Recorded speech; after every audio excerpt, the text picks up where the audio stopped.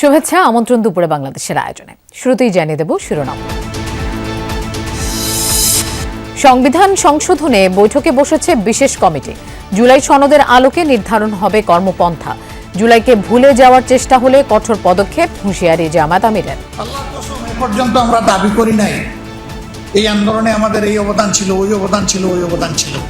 অনেকে এখন দাবি করেন, অবাক।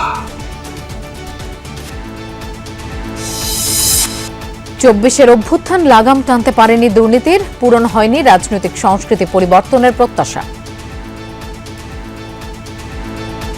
যে সমস্যাগুলো, দুর্নীতি, অপরাজনীতি বা শৃঙ্খলা, তারপরে নিয়ম কানুন, সবকিছু একটা পরিবর্তন আসবে। আমরা অতটা স্যাটিসফাইড না, পুরনো স্ট্রাকচারেই চলে যাচ্ছে সরকার ব্যবস্থা বা দেশের রাজনীতি সবকিছু। কোনো জিনিস একবারে 2 বছরের মধ্যে আসলে পুরোটা রিফর্ম পসিবল।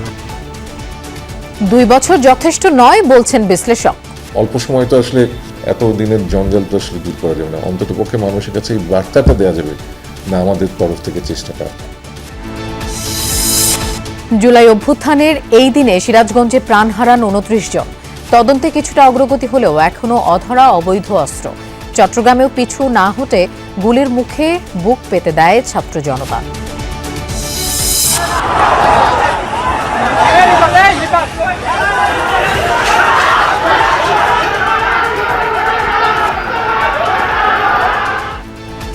রংপুরের রোকেয়া বিশ্ববিদ্যালয়ের ছাত্রদল শিবির সংঘর্ষের পর ক্যাম্পাস থমথমে।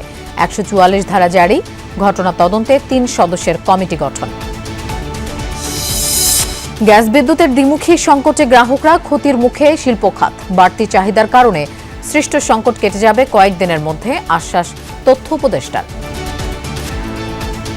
তাহলে গ্যাসের এই সাপ্লাইটা যখন রেস্টোরড হয়ে যায়, তাহলে এই যে বিদ্যুতের অতিরিক্ত যে চাহিদাগুলো আছে সেগুলো কমে যাবে এবং গ্যাসের যে সংকটটা আমরা ফেস করছি সেই সংকটটা আশা করি থাকবে না। ইরান যুক্তরাষ্ট্র সমঝোতা নিয়ে ধোঁয়াশা, কোনো আলোচনা চলছে না দাবি তেহরানের। চুক্তি না করলে শীর্ষ নেতৃত্ব নির্মূলের হুমকি ট্রাম্পের।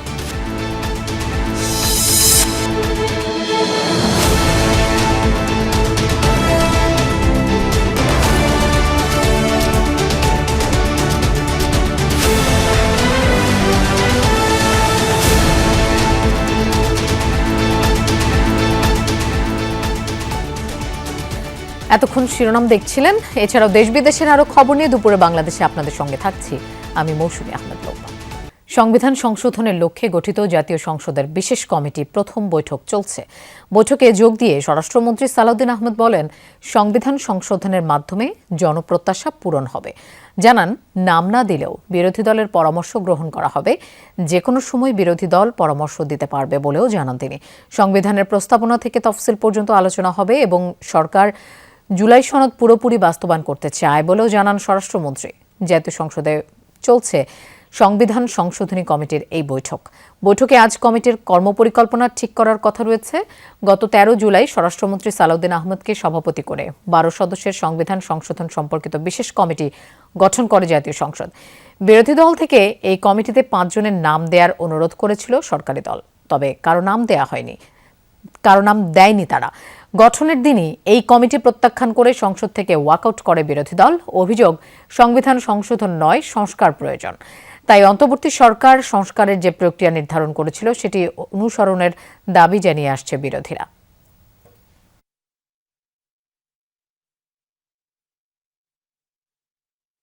যা যা সংশোধনের প্রয়োজন সেই সমস্ত সংশোধনীগুলো আমরা ধারণ করে সেভাবে আমরা রিপোর্ট প্রণয়ন করব। তারপরে বিল যখন আসবে, সংবিধান সংশোধনী বিল, পার্লামেন্টে আলোচনা করে আমরা সমঝোতার ভিত্তিতে সেই সংশোধনীটা গ্রহণ করতে চাই। দর্শক, এই বৈঠকের বিষয়ে আমরা আরো জানবো। সংসদ ভবন থেকে আমাদের সাথে যোগ দিচ্ছেন সহকর্মী লাভলি বিথি। বৈঠকে কি কি বিষয়ে গুরুত্ব পাচ্ছে একটু বিস্তারিত জানতে চাই এই বৈঠকের সম্পর্কে। গত 13 তারিখে শুধুমাত্র কমিটি করা হয়েছিল এবং এরপর কিন্তু এই বিষয়ে কোনো কিছু এগোয়নি। কারণ হচ্ছে যে তারা অপেক্ষা করছিল সরকারের দল যে বিরোধী দল থেকে নাম দেওয়া হবে, কিন্তু যেহেতু নাম দেওয়া হয়নি এবং অপেক্ষার একটি নির্দিষ্ট সময় পর্যন্ত তারা অপেক্ষা করেছে, তার জন্য আজকে বৈঠকটি শুরু হয়েছে। এবং কী হবে, কর্মপরিকল্পনায় কী হবে, যেহেতু সংবিধানের 47টি সংস্কার পরিষদের 47টি সংবিধান সংক্রান্ত প্রস্তাব রয়েছে, সুতরাং এই প্রস্তাবগুলোর ক্ষেত্রে বেশ কিছু প্রস্তাব কিন্তু আছে যেগুলো পরিবর্তন করলে সংবিধানে বেশ মৌলিক একটি বড় পরিবর্তন আসবে। যেমন যেমন উচ্চকক্ষের গঠন কিভাবে হবে, এটা কি আসলে আসন ভিত্তিক হবে নাকি পিআর অর্থাৎ ভোটের অনুপাতে হবে, ক্ষমতা কি হবে, প্রধানমন্ত্রীর একাধিক ক্ষমতা, তত্ত্বাবধায়ক সরকার ব্যবস্থাটা কিভাবে গঠন হবে, সাংবিধানিক যে নিয়োগ পদ্ধতি আছে, এই বিষয়গুলো হচ্ছে মূলত মৌলিক পরিবর্তনের যে বড় অংশের কথা বললেন, বড় অংশ। সুতরাং এইগুলো নিয়ে কিন্তু বিএনপির পক্ষ থেকে কিন্তু ভিন্ন মত আছে কিছু কিছু ক্ষেত্রে। সুতরাং এই বিষয়গুলো কিভাবে যে 47টি প্রস্তাবের কিভাবে এগিয়ে নেবে, কোন পদ্ধতিতে আলোচনা করবে, বিশেষ কমিটি কিভাবে কাজ করবে এবং কত সময়ের মধ্যে এই রিপোর্ট তারা পেশ করবে, মূলত এগুলো নিয়ে আলোচনা করবে কাদের সাথে, অর্থাৎ স্টেক হোল্ডার যারা আছেন, আইনজীবী, পেশাজীবী, বিভিন্ন গণমাধ্যম বিশেষজ্ঞ যারা আছেন, তাদের সাথে আলোচনা করবেন, তাদের সাথে কবে নাগাদ আলোচনা করবেন। মূলত একটি কর্মপরিকল্পনা তারা আজকে তৈরি করবেন এবং বিএনপি যিনি এই বিশেষ কমিটির যিনি সভাপতি সালাউদ্দিন আহমদ, তিনি কিন্তু জানিয়েছেন যে তারা যাদের সাথে তার বাইরেও যে কোনো পেশাজীবী চাইলেই কিন্তু যে কোনো সময় বিশেষ কমিটির সাথে বসতে পারেন। অর্থাৎ সংবিধানের শুরু থেকে শেষ পর্যন্ত তারা সংবিধান পর্যালোচনা করবেন। স্বাক্ষরিত জুলাই সনদ তারা পর্যালোচনা করে বিএনপি যে নির্বাচনী ইশতেহার দিয়েছিল, অর্থাৎ এই তিনটি সমন্বয়ে তারা একটি রিপোর্ট পেশ করবে এবং সেই রিপোর্টে সংসদে পেশ করার পর সেই আইন মন্ত্রণালয় বিল আকারে উত্থাপন করবে এবং সংসদে নিশ্চয়ই বিথি বৈঠক শেষে আপডেট আপনার মাধ্যমে আমরা জানতে পারবো। ধন্যবাদ আমাদের সাথে যোগ দেওয়ার জন্য। যে বা যারাই জুলাইকে ভুলিয়ে দেওয়ার চেষ্টা করবে, জনগণকে সাথে নিয়ে তাদের জীবনকে তছনছ করার হুঁশিয়ারি দিয়েছেন বিরোধী দলীয় নেতা ডাক্তার শফিকুর রহমান। বলেন 5 আগস্ট আসতে আর বাকি একদিন, কিন্তু এখনো জুলাই জাদুঘর খুলে দেওয়ার কোনো লক্ষণ দেখা যাচ্ছে না। আজাদী সংগ্রামের পটভূমিতে জুলাই বিপ্লব 2024 বইয়ের মোড়ক উন্মোচন অনুষ্ঠানে এমন হুঁশিয়ারি দেন বিরোধী দলীয় নেতা শফিকুর রহমান। তিনি বলেন, এখন অনেকেই নিজেদেরকে জুলাই বিপ্লবের মাস্টারমাইন্ড দাবি করছে, অথচ আন্দোলনের কঠিন দিনগুলোতে কেউ আন্দোলনকারীদের পাশে দাঁড়ায়নি। অথচ সে সময় দলমতের ঊর্ধ্বে উঠে আন্দোলনকারীদের পাশে দাঁড়িয়েছিল জামায়াত। জুলাই বিপ্লবের সুফলভোগী বর্তমান সরকার গণভোটের রায় এবং জুলাই সনদ বাস্তবায়ন নিয়ে গড়িমসি করছে। কোনো গড়িমসি মেনে নেওয়া হবে না। জুলাই সনদ বাস্তবায়নে সরকারকে বাধ্য করা হবে। ফ্যাসিবাদের শিকড় অনেক গভীরে জানিয়ে জামায়াত আমির বলেন, যে কোনো মূল্যে ফ্যাসিবাদের শিকড় মূলোৎপাটন করতে হবে। কোনো ভোট হলো, কোনো রায় হলো, 70% মানুষ ভোট দিল, এখন সরকারি দল মানবে না? হ্যাঁ মানবেন, অবশ্যই মানবেন, ইনশাল্লাহ মানবেন, ইনশাল্লাহ মানতে হবে। জুলাইকে ভুলিয়ে দেওয়ার একটা নিরন্তর উল্টা সংগ্রাম শুরু হয়েছে। যদি সেই রকম কোনো সংগ্রাম হয়ে থাকে, আমরা মহান আল্লাহর উপর ভরসা করে বলছি, দেশবাসীকে সাথে নিয়ে এই সমস্ত কিছু ইনশাল্লাহ তছনছ করে দেওয়া হবে। জুলাই অভ্যুত্থানে আজকের দিনেই রক্তক্ষয় ও ভয়াবহতার সাক্ষী হয় সিরাজগঞ্জ। আওয়ামী লীগ, পুলিশ ও ছাত্র জনতার ত্রিমুখী সংঘর্ষে প্রাণ হারান সাংবাদিক, পুলিশ ও শিক্ষার্থী সহ 29 জন। ভয়াল সেই ঘটনার 2 বছর পেরিয়ে গেলেও শোকাহত শহীদ পরিবারগুলো। মামলা ও তদন্তের কিছু অগ্রগতি হলেও এখনো অধরা অবৈধ অস্ত্র। 4 আগস্ট 2024 সাল সিরাজগঞ্জ আওয়ামী লীগ কার্যালয়ের সামনে অবস্থান নেন দলীয় নেতাকর্মী ও অস্ত্রধারীরা। একই সময় শহরের বিভিন্ন দিক থেকে আসা মিছিল রুখতে সক্রিয় ছিল পুলিশ। মুহূর্তে শুরু হয় সংঘর্ষ। পুলিশ পিছিয়ে গেলে এসএস রোড সহ বিভিন্ন স্থানে ছাত্র জনতার উপর গুলি ছুড়ে অস্ত্রধারীরা। আওয়ামী লীগ অফিসের সামনে গুলিতে শহীদ হন 3 জন। একই দিন এনায়েতপুরে 3 ছাত্র এবং পরে থানা আক্রমণে নিহত হন 15 পুলিশ সদস্য। এছাড়া রায়গঞ্জে সাংবাদিক সহ 6 জন এবং সাবেক এমপি জান্নাতারা হেনরির বাসা থেকে উদ্ধার হয় আরও 2 জনের মরদেহ। আমরা প্রকাশ্যে রাজপথে তাদেরকে দেখি, যারা এই মামলার আসামি, তারা দিব্যি ঘুরে বেড়াচ্ছে, তারা প্রশাসনের নজর দিয়ে ঘুরে বেড়াচ্ছে, বা প্রশাসন তাদের এখন পর্যন্ত কোনো নিস্তার করতেছে না। যে আহত অবস্থায় আছে তারা পঙ্গুত্ব বরণ করেছে, তাদের সুচিকিৎসা নিশ্চিত এখনো হয়নি। দেখা গেছে যে টাকাটা দেয়, এই টাকা দিয়ে তারা পূর্ণ চিকিৎসা করতে পারেন। যারা মামলার আসামি হয়েছে, দ্রুততম সময়ের মধ্যে তাদের শাস্তি কার্যকর করতে হবে। প্রিয়জনকে হারিয়ে আজও শোকাহত নিহতদের পরিবারগুলো। স্বামী, সন্তান কিংবা বাবাকে ফিরে পাওয়ার আশা নেই তাদের। দাবি একটাই, ন্যায় বিচার। আমার স্বামী থেকে শুরু করে যারা নির্মমভাবে হত্যা হয়েছে এবং তারা প্রাণ দিয়েছে, তাদের বিচার চাই। দ্রুত যেন তাদের বিচার কার্যকর করা হয়। মেয়ে ফোন দিল যে আব্বা তাড়াতাড়ি বাড়িতে এসে, সুমন ভাইয়া নাই। বাড়িতে গেলাম, বাড়িতে যে ছেলে ব্যানের শুয়ে আছে, এই জায়গায় 3টা গুলি লেগেছে। জেলা প্রশাসনের তথ্য মতে শহীদের সংখ্যা 13, আর পুলিশ বলছে সিরাজগঞ্জে মোট মামলা হয়েছে 9টি। আলোচিত রঞ্জু, সুমন ও লতিফ হত্যাসহ 3টি মামলার চার্জশিট জমা দিয়েছে পুলিশ। তবে পুলিশ সদস্য হত্যাসহ বাকি 6টি হত্যা মামলা এখনও তদন্তাধীন। আমাদের যথাযথ প্রক্রিয়া মেনে আমরা বিজ্ঞ আদালতে দিয়েছি। আমার জানা মতে পুলিশ সবকিছু বিবেচনা করেই চার্জশিট দাখিল করেছে। এখানে কোনো নিরপরাধ ব্যক্তি চার্জশিটে যাওয়ার কোনো প্রশ্ন নেই। আইনজীবীরা বলছেন প্রাথমিক এজাহারে কিছু ত্রুটি থাকলেও আদালতের মাধ্যমে বিচার প্রক্রিয়া ত্বরান্বিত করা সম্ভব। এই প্রক্রিয়াগুলো করতে গেলে একটা সময় লাগে, তবে এই সময়গুলো শর্টলিও করা যায়, আবার এটা লম্বা একটা প্রসেসের মধ্যেও যায়। তো সেটা এখন পরবর্তী পদক্ষেপের মধ্যে নিশ্চয়ই এগুলো আমি দেখভাল করব। সিরাজগঞ্জবাসীর প্রত্যাশা অপরাধীদের দৃষ্টান্তমূলক শাস্তি দেওয়ার মাধ্যমেই মিলবে শহীদ হত্যার ন্যায় বিচার। তাপস সরকার, যমুনা নিউজ। 24-এর 4 আগস্ট চট্টগ্রামের নিউ মার্কেট মোড়ে ছিল উত্তাল জনসমুদ্র। রক্তক্ষয়ী সংঘর্ষ, মুহুর্মুহু গুলির মুখেও পিছু না হটে বুক পেতে দেয় ছাত্র জনতা। নতুন বাঁক নেয় আন্দোলন। সারা দেশে আলোচিত হয় নিউ মার্কেট মোড়ের রক্তঝরা আন্দোলন। 2 বছর পরও আহত শিক্ষার্থীদের স্মৃতিতে উজ্জ্বল সেদিনের দুঃসহ স্মৃতি।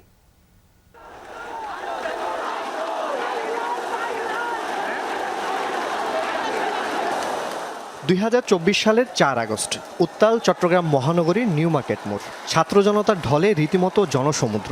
তাদের সাথে ছাত্রলীগ নেতাকর্মী ও পুলিশের সংঘর্ষ আর মুহুর্মুহু গুলিতে রণক্ষেত্র পুরো এলাকা।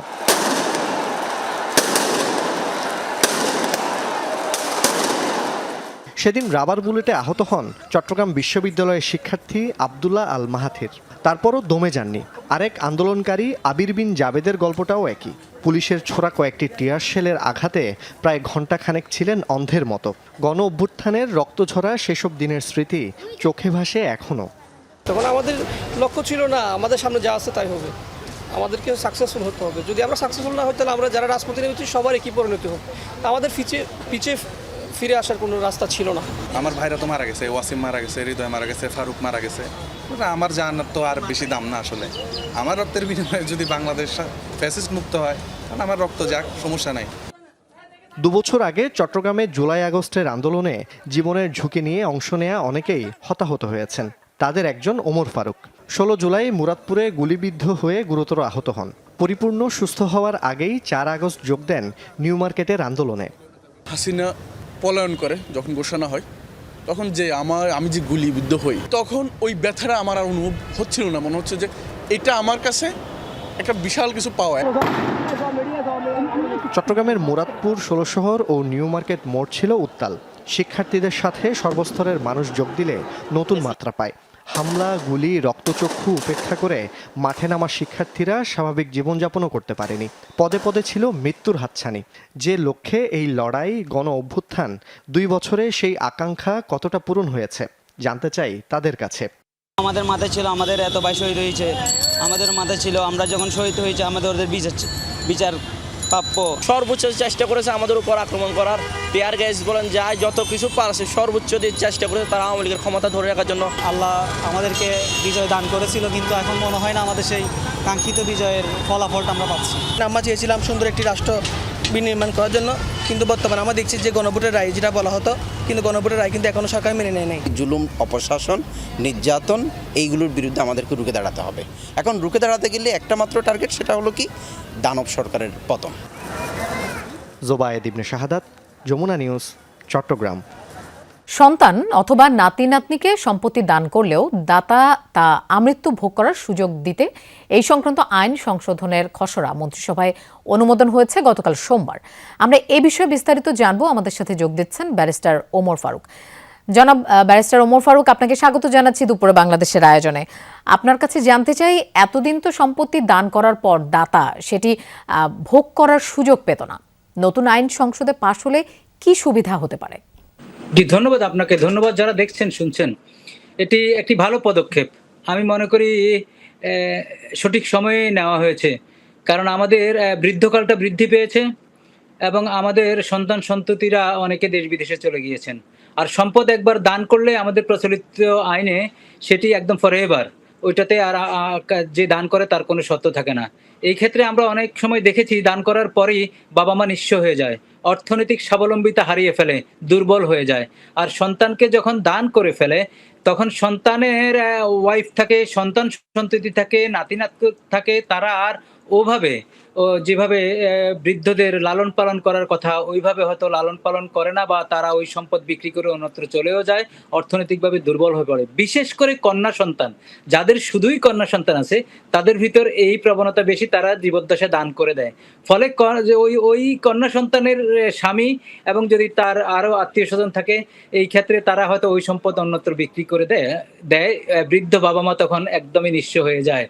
তো সেই ক্ষেত্রে আমি মনে করি যে দান যাই করুক ওনার জীবদ্দশার পরে এক্সিকিউট হবে, কার্যকরী হবে।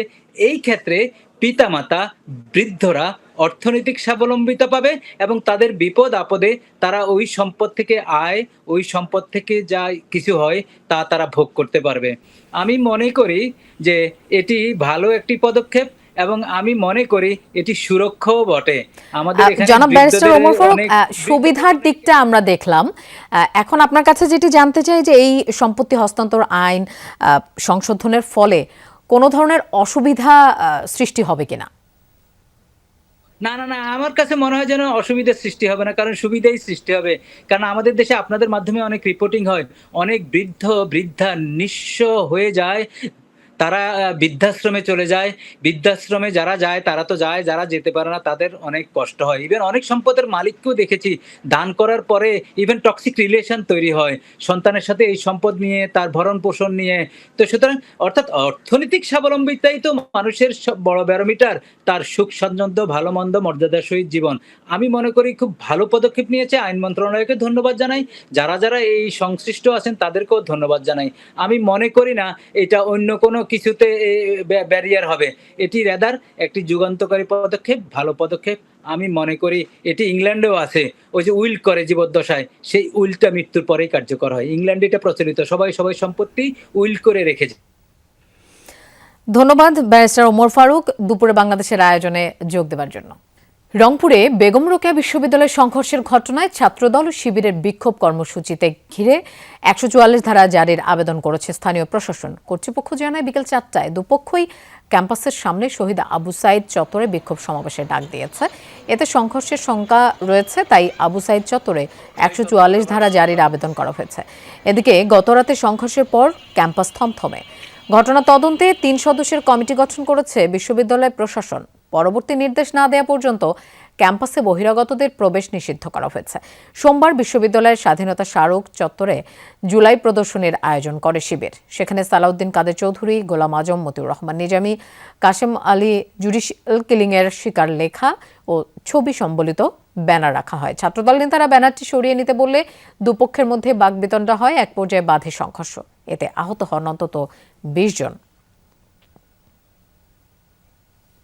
দর্শক, এ বিষয়ে আমরা জানবো। রংপুর থেকে আমাদের সাথে যোগ দিচ্ছেন সহকর্মী সরকার মাঝারুল মান্নান। মাঝার, ক্যাম্পাসের এই মুহূর্তের পরিস্থিতি কেমন দেখছেন? সংঘর্ষের ঘটনা নিয়ে সাধারণ শিক্ষার্থীরা কি বলছেন?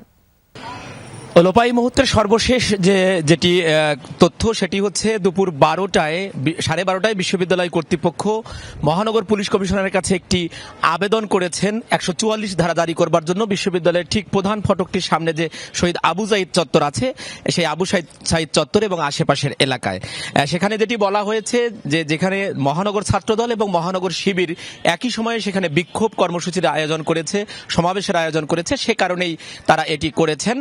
আর সাধারণ শিক্ষার্থীদের বিষয় যদি আমি আপনাকে একটুখানি বলি যে সাধারণ শিক্ষার্থীরা এখানে খুবই বিরক্ত এই ঘটনাটিতে। কারণ আপনি জানেন যে এই রোকেয়া বিশ্ববিদ্যালয়ে কিন্তু 108 নম্বর যে সিন্ডিকেট আছে সেই সিন্ডিকেটের মধ্যে রাজনীতি নিষিদ্ধ করা হয়েছিল। রাজনীতি নিষিদ্ধ হওয়ার পরেও এখানে রাজনৈতিক চর্চা হচ্ছে। এটি নিয়ে সাধারণ শিক্ষার্থীরা আমরা একটু কথাই শুনি আপনার কাছে যে ধরেন এই বিশ্ববিদ্যালয়ে রাজনীতি নিষিদ্ধ করা ছিল 108 নম্বর সিন্ডিকেটে, তারপরেও আমরা মারামারি হানাহানি দেখছি এবং ছাত্রদল ছাত্র শিবিরের পাল্টাপাল্টি কর্মসূচি দেখছি।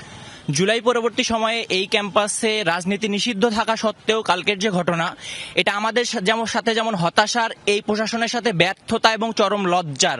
এই ভিসির জন্য কালকের যে ঘটনা, এই ঘটনার পেছনে পুরা দায় আমি প্রশাসনকে দেব।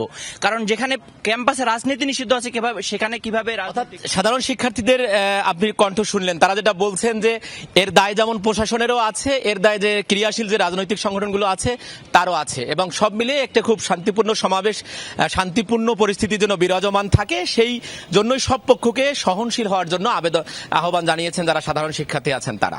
মাঝার, আপনাকে ধন্যবাদ আমাদের সাথে যোগ দেওয়ার জন্য। সিরাজগঞ্জের কড্ডায় সিল্ক সিটি এক্সপ্রেস ট্রেনের একটি বগি লাইনচ্যুত হয়েছে। এতে বন্ধ হয়ে গেছে ঢাকার সাথে উত্তরবঙ্গের রেল যোগাযোগ। সকালে Shahid M Mansur Ali rail station এলাকায় এই ঘটনা ঘটে। রেলওয়ে কর্তৃপক্ষ জানায়, রাজশাহী থেকে ঢাকার উদ্দেশ্যে ছেড়ে আসা silk city express 10:55 Shahid M Mansur Ali rail station এলাকায় পৌঁছালে ট্রেনটির একটি বগি লাইনচ্যুত হয়। এতে বিভিন্ন স্টেশনে আটকা পড়ে একাধিক যাত্রীবাহী ট্রেন। লাইনচ্যুত বগিটি উদ্ধার ও রেললাইন সচল করতে কাজ চলছে। উদ্ধার অভিযান শেষ হলে ধাপে ধাপে ট্রেন চলাচল স্বাভাবিক করা হবে বলে জানান সংশ্লিষ্টরা। দর্শক, এই বিষয়ে আমরা জানবো। সরাসরি আমাদের সাথে যোগ দিচ্ছেন সহকর্মী গোলাম মোস্তফা রুবেল। রুবেল, উদ্ধার অভিযান কতদূর এগুলো, আর ট্রেন চলাচল স্বাভাবিক হতে ঠিক কত সময় লাগতে পারে? লোপা, আসলে এখন পর্যন্ত উদ্ধার কাজটি শুরু হয়নি, এটি দেখানোর চেষ্টা করি, আপনি দেখতে পারবেন যে অর্থাৎ দুটি বগি কিন্তু এখন মূলত এখানে রয়েছে। সামনের ইঞ্জিন যেটি রয়েছিল, অর্থাৎ রাজশাহী থেকে ঢাকাগামী যে ট্রেনটি ছিল, সেই সামনে যে কটা বগি ছিল সে কটি বগি নিয়ে সৈয়দাবাদ স্টেশনে অপেক্ষা করছেন ইঞ্জিনটি, এবং পিছনে যেটি অংশটি ছিল সেই অংশটি মূলত যে কটি বগি ছিল সে কটি বগি নিয়ে বা জামতলী স্টেশনে আরেকটি ট্রেন চলে গেছে, আর রিলিফ ট্রেনটি আসবে। অর্থাৎ এখন পর্যন্ত পথে রয়েছে, ঈশ্বরদী থেকে সেটি রওনা দিয়েছে। যতটুকু জানতে পারলাম প্রায় ঘন্টাখানেক লাগবে সেইটি এখানে পৌঁছানোর পর মূলত এই কাজটি, উদ্ধার কাজ শুরু হবে। অর্থাৎ সেই একটু ভয়াবহতা দেখানোর চেষ্টা করি, যদিও কোনো ক্ষয়ক্ষতি হয়নি, মানুষ কোনো হতাহত হয়নি, অনেকটাই নিরাপদ ছিল সকল যাত্রীরাই। তবে যে অংশটি দেখছেন অর্থাৎ পুরোটাই কিন্তু ভেঙে পড়ে গেছে, এবং যেটি অনেক দূর থেকে ভেঙে চলে এসেছে, যেটি কিনা চালক হয়তো বুঝতে পারেনি। যখন স্টেশনে খুব কাছাকাছি এসেছে তখন মূলত চালক তার ইঞ্জিনটি বন্ধ করে দিয়েছে, বিধায় কিন্তু আসলে বড় ধরনের কোনো হতাহত যেটি সেটি কিন্তু আসলে ঘটেনি, এবং অনেকটাই নিরাপদেই ছিল সকল যাত্রীরা, এবং তারা কিন্তু দ্রুত নেমে গেছে। এবং শত শত যাত্রী কিন্তু ছিল অর্থাৎ ট্রেনে, অর্থাৎ তারা কিন্তু অনেকটাই আতঙ্কও তারা বিরাজ করেছিল, সেই আতঙ্কের মধ্যে দিয়ে হলো অনেকটা নিরাপদে তারা ফিরতে পেরেছে। তবে এখন পর্যন্ত দুই পাড়ে, অর্থাৎ যমুনা সেতুর পূর্ব পাড়ে এবং পশ্চিম পাড়ে এখন পর্যন্ত 6টি ট্রেন আটকে আছে বলে আমরা জানতে পেরেছি। ইতিমধ্যে সৈয়দাবাদ স্টেশনে 2টি এবং যমুনা সেতুর পূর্ব পাড়ে সেখানে 3টি, এবং যমুনা সেতুর পশ্চিম পাড়ে অর্থাৎ এখন যে আমাদের জামতল স্টেশন আছে সেখানে একটি ট্রেন আটকে আছে। অর্থাৎ যতক্ষণ নাগাদ এই ট্রেনটি উদ্ধার, এই বগিটি উদ্ধার না হবে ঠিক ততক্ষণ পর্যন্ত কিন্তু আসলে এখানে ট্রেন চলাচল স্বাভাবিক হবে না বলে রেল কর্তৃপক্ষ আমাদের জানিয়েছে। তবে ঈশ্বরদী থেকে যে রিলিফ ট্রেনটি রওনা দিয়েছে সেটি হয়তো ঘণ্টাখানেকের মধ্যে এখানে এসে পৌঁছাবে, তারপরে হয়তো বা উদ্ধার কাজ হবে, তারপরে মূলত ট্রেন চলাচল স্বাভাবিক হওয়ার সম্ভাবনা রয়েছে বলে জানতে পেরেছি। লোপা। রুবেল, আপনাকে ধন্যবাদ আমাদের সাথে যোগ দেওয়ার জন্য। ঢাকা ও আশপাশের জেলা সহ বিভিন্ন জায়গায় গ্যাস সংকট, এতে পরিবহন, শিল্প কারখানা ও আবাসিক গ্রাহকদের ভোগান্তি পোহাতে হচ্ছে। গাজীপুরের সিএনজি পাম্পগুলোতে ঘন্টার পর ঘন্টা অপেক্ষা করেও মিলছে না কাঙ্ক্ষিত গ্যাস। ফিলিং স্টেশনগুলোতে যানবাহনের দীর্ঘ লাইন, বিপাকে সিএনজি চালিত অটোরিকশা ও ব্যক্তিগত গাড়ির চালকরা। গ্যাসের চাপ কম থাকায় ভোগান্তি পোহাতে হচ্ছে আবাসিক গ্রাহকদের। প্রভাব পড়েছে শিল্প খাতেও। অনেকে শিল্প প্রতিষ্ঠান স্বাভাবিক সক্ষমতায় উৎপাদন চালাতে পারছে না, বিপাকে ব্যবসায়ীরা। তো আমরা গ্যাস সিরিয়ালে নিয়ে ঘন্টার পর ঘন্টা পয়সা থেকে, কিন্তু আমরা ওইভাবে গ্যাস পাচ্ছি না। সকালে আসি আবার যাই, আমাদের একদিনে 3 গ্যাস নেওয়া লাগে। গ্যাসের সংকটের কারণে বিদ্যুতের চাহিদা বেড়েছে। এই কারণে কিছুটা বিদ্যুৎ সংকট দেখা দিয়েছে বলে জানিয়েছেন প্রধানমন্ত্রীর তথ্য উপদেষ্টা ডাক্তার জাহিদুর রহমান। যাদের অতিরিক্ত বিদ্যুৎ বিল আসছে তাদের নিকটস্থ বিদ্যুৎ অফিসে অভিযোগ করার আহ্বান জানান তিনি। দুপুরে এক সংবাদ সম্মেলনে এসব কথা বলেন তিনি। জাহিদুর রহমান বলেন, গ্যাস সংকট আগেই ছিল, এর মধ্যে এলএনজি টার্মিনাল পুড়ে যাওয়ায় গ্যাসের সমস্যা বেড়েছে। জানান, সংকট সমাধানে সরকার কাজ করছে। আশ্বাস দেন কয়েকদিনের মধ্যে দ্রুতই সংকট সমাধান হবে। এ সময়ে নাগরিকদের সংকট মোকাবেলায় প্রস্তুত থাকার আহ্বান জানান প্রধানমন্ত্রীর তথ্য উপদেষ্টা। শেখ হাসিনা প্রসঙ্গে তিনি বলেন, তার দেশে ফেরার বক্তব্য আস্ফালন ছাড়া আর কিছুই নয়। শেখ হাসিনার সেই সক্ষমতা নেই। আরও বলেন, শেখ হাসিনার বক্তব্য প্রচারে আদালতের নিষেধাজ্ঞা বাস্তবায়ন করবে সরকার। কোনো গণমাধ্যম পলাতক শেখ হাসিনার বক্তব্য প্রচার করলে আইনানুগ ব্যবস্থা নেওয়া হবে বলেও জানান তিনি। মুন্সিগঞ্জের তালতলা জহরি খালে থামছে না বাল্কহেডের বেপরোয়া চলাচল এবং ড্রেজার বাণিজ্য। নদী থেকে তোলা বালুতে ভরাট হচ্ছে ৩ উপজেলার ফসলি জমি, জলাশয়। বাড়ছে বর্ষা মৌসুমে নদী ভাঙন। এতে হুমকিতে স্থানীয়দের বসতি ও পরিবেশের ভারসাম্য। অভিযোগ, মসজিদ কবরস্থান উন্নয়নের অজুহাতে চলছে বালুর ব্যবসা, পেছনে স্থানীয় প্রভাবশালীরা। মুন্সিগঞ্জের তালতলা ডহরি খাল, যে নৌপথে বাল্কহেডের চলাচল নিষিদ্ধ, সেই পথে দিনরাত ছুটছে সারি সারি বালুবাহী এসব নৌযান। শুধু চলাচলেই সীমাবদ্ধ নয়, খালের বুকে বসানো হয়েছে একের পর এক ড্রেজার। সন্ধ্যা নামলেই শুরু হয় বালু ভরাটের কাজ। রাতভর ভরাট করা হচ্ছে আশেপাশের ফসলি জমি ও জলাশয়। ঘড়ির কাঁটায় এখন রাত 12টা 20, প্রায় মধ্যরাত। এই সময়টিতে যখন আসলে নদী পাড়ের মানুষের ঘুমন্ত থাকার কথা, তারা কিন্তু এই ড্রেজারের কারণে নির্ঘুম কাটছে তাদের রাত। কারণ ড্রেজারে প্রতিনিয়ত বালু কাটা হচ্ছে এবং তাদের আসলে ভিটে মাটি হারানোর কিন্তু একটি আশঙ্কা তৈরি হয়েছে। বাবা কি অবস্থা, রাতে মনে হয় কি আমরা মাটির সাথে মানে ভাঙ্গার মনে হয় পানির লগে জামুগা। মেশিনগুলো চালায়, রাত নাই, দুপুর নাই, মানে যেটা আমি এখন মনে চাই। যমুনা টেলিভিশনের ক্যামেরা দেখে সটকে পড়ার চেষ্টা করেন দায়িত্বরত কয়েকজন। শুরুতে অস্বীকার করলেও পরে জানান কবরস্থান উন্নয়নের জন্য ফেলা হচ্ছে বালু। তবে অন্যান্যদের কথায় বোঝা গেল ঘোড়ায় গলদ। আমাদের প্রজেক্টে বাড়ি করতেছে, হ্যাঁ আমাদের মসজিদে বালু হালাইতেছি। এটা হচ্ছে সবুজ ভান্ডারের বাড়ির মসজিদে বালু হালাইতেছি। না, অনুমতি লাগে না। এগুলো পারমিশন সম্বন্ধে আমার জানা নাই কিছু। আমি জাহাজের লোক, বালু নিয়ে আসছি মানিকগঞ্জ থেকে, কোথায় ফেলায় এটা তো আমাদের জানা না। এদিকে এমন কাণ্ডে নদী ভাঙন আতঙ্কে পাড়ের বাসিন্দারা। ঝুঁকিতে রয়েছে 3টি প্রাথমিক বিদ্যালয় সহ অসংখ্য বসত ভিটা, ধর্মীয় প্রতিষ্ঠান। স্থানীয়দের অভিযোগ, নেপথ্যে রয়েছে ক্ষমতাসীন দলের নেতাকর্মীরা। এলাকা অনুযায়ী নিয়ন্ত্রণ করছে এক একজন। এই বল গেট গেনে যদি আপনারা না থামান, তা আমরা থাকার অনেক দায়ী হয়ে যাবো, আমরা থাকতেই পারবো না এই বাড়িতে। বল গেটে চালাইতেছে বড় বড় বিএনপি নেতারা, এনে টঙ্গিবাড়ি যারা আছে। সর্বপ্রকার এই নদী ভাঙন থেকে আমাদের এই বিদ্যালয়টি যেন রক্ষা পায়।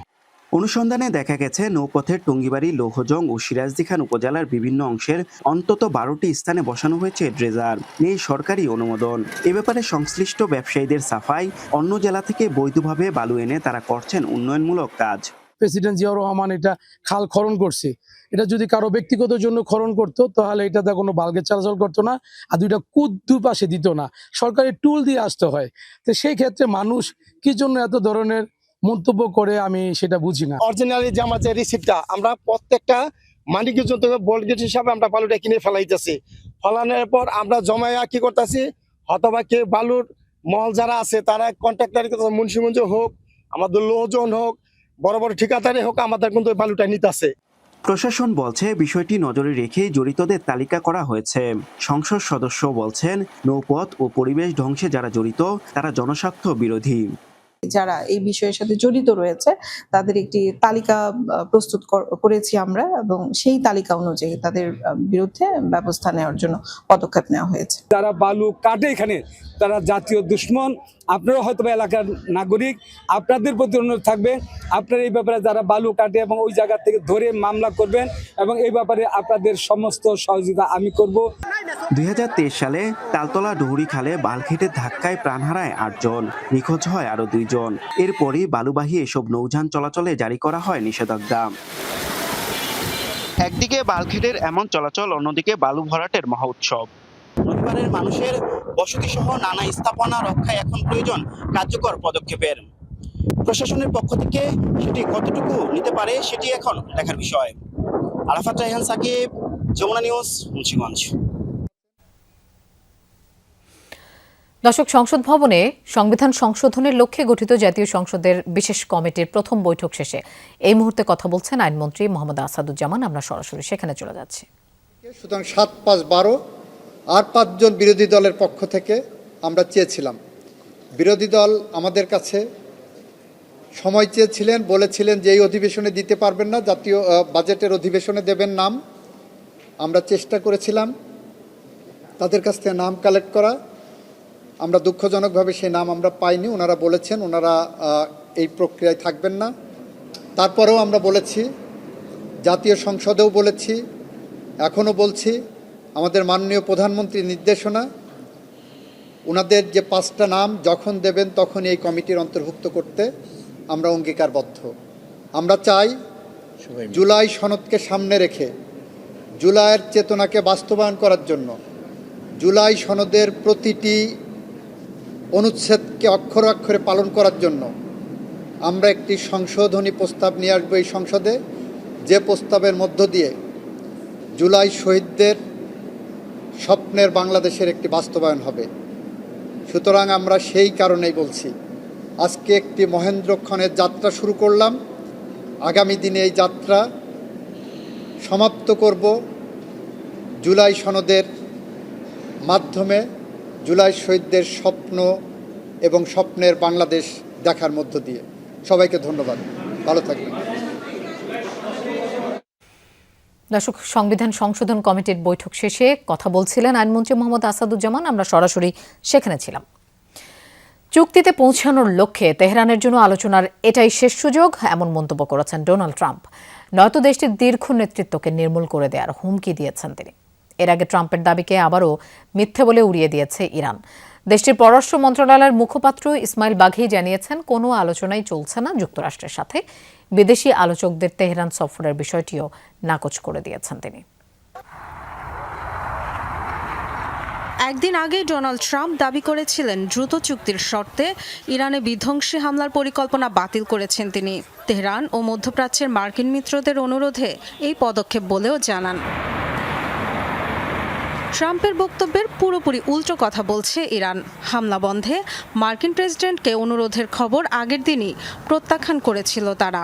এবার ওয়াশিংটনের সাথে আলোচনা চলার দাবিও উড়িয়ে দিল দেশটির পররাষ্ট্র মন্ত্রণালয়।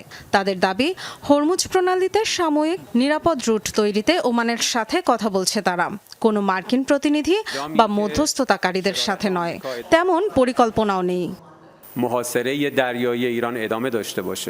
যতদিন পর্যন্ত যুক্তরাষ্ট্র তার বিদ্বেষপূর্ণ কর্মকাণ্ড, নৌ অবরোধ, ইরান ও ইরানের স্বার্থের বিরুদ্ধে সামরিক আগ্রাসন এবং অপরাধমূলক কার্যক্রম অব্যাহত রাখবে, ততদিন পরিস্থিতি পাল্টাবে না। কোনো পরিবর্তন হয় কিনা তা পর্যবেক্ষণ পরে সিদ্ধান্ত হবে পরবর্তী কোনো পর্যায়ে আলোচনা করা যাবে কিনা। ডোনাল্ড ট্রাম্প অবশ্য এখনো দাবি করে চলেছেন আলোচনা চলছে।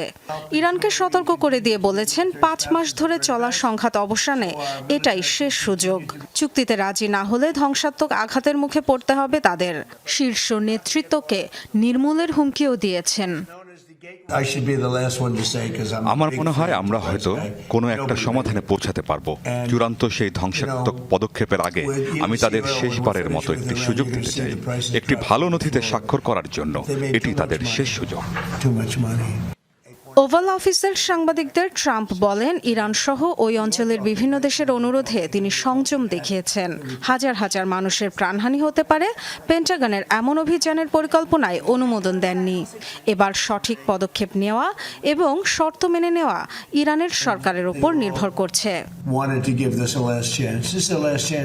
ডরথি তাস্ট্রিন, যমুনা নিউজ। ভারতের রাজনীতিতে এবার যন্তর মন্তর ঘিরে ছড়িয়েছে নতুন উত্তেজনা। ঐতিহাসিক স্থানটি আর রাজনৈতিক কর্মসূচির জন্য ব্যবহার না করতে জনস্বার্থ মামলা দায়ের করা হয়েছে সুপ্রিম কোর্টে। কারণ হিসেবে দেখানো হয়েছে জনদুর্ভোগকে, যার জেরে জবাব চেয়ে সরকারকে নোটিশ দিয়েছেন দেশটির শীর্ষ আদালত। শিক্ষার্থীদের সাম্প্রতিক সরকার বিরোধী আন্দোলন ঘিরে আলোচনায় এসেছিল যন্তর মন্তর। হোক সভা সমাবেশ অথবা প্রতিবাদ বিক্ষোভ, ভারতের রাজনীতির নিয়মিত উচ্চারিত এক নাম যন্তর মন্তর। যে কোনো কর্মসূচিতে রাজধানী দিল্লির এই জায়গাটি আন্দোলনকারীদের পছন্দ। সাম্প্রতিক ককরোচ জনতা পার্টির আন্দোলনেও আলোচনায় আসে যন্তর মন্তরের নাম। কিন্তু ঐতিহাসিক এই প্রতিবাদ স্থলটি মাথা ব্যথার কারণ হয়ে দাঁড়িয়েছে। রাজনৈতিক কর্মসূচির জন্য এবার যন্তর মন্তরের ঠিকানা বদল চেয়ে ভারতের সুপ্রিম কোর্টে দায়ের করা হয়েছে পিআইএল। জনস্বার্থে এই মামলাটি দায়ের করেছেন সতীশ চাঁদ কৌশিক নামের এক আইনজীবী।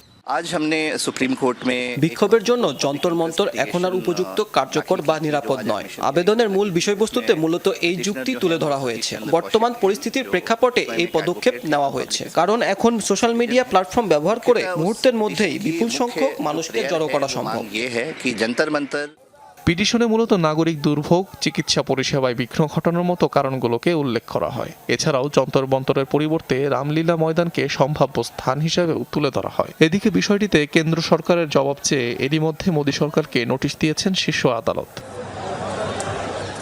যন্তর মন্তরের ইতিহাস ৩০০ বছরের পুরনো। মূলত অষ্টাদশ শতাব্দীতে সেখানে জ্যোতির্বৈজ্ঞানিক মানমন্দির স্থাপন করেন তৎকালীন রাজা, যা সময়ের পরিক্রমায় আজ ভারতের রাজনৈতিক চর্চার অন্যতম গুরুত্বপূর্ণ স্থান। পার্লামেন্ট, প্রধানমন্ত্রীর বাসভবন সহ একাধিক সরকারি দফতরের অবস্থান যন্তর মন্তরের কাছাকাছি। ২০১১ সালে আন্না হাজারের দুর্নীতি বিরোধী আন্দোলন, ১২ সালে নির্ভয়া ধর্ষণকাণ্ডের বিচার দাবি কিংবা ১৭ ও ১৯ সালে তামিলনাড়ু কৃষক এবং সিএএ বিরোধী আন্দোলনের জন্য বিখ্যাত যন্তর মন্তর। অনিক রহমান, যমুনা নিউজ। দর্শক, দুপুরে বাংলাদেশের প্রথম ঘন্টা থেকে বিদায় নিচ্ছি আমি মৌসুমী আহমেদ লোপা। পরের ঘন্টার খবর নিয়ে ফিরবেন সহকর্মী স্নিগ্ধ পূর্বী। সাথেই থাকুন।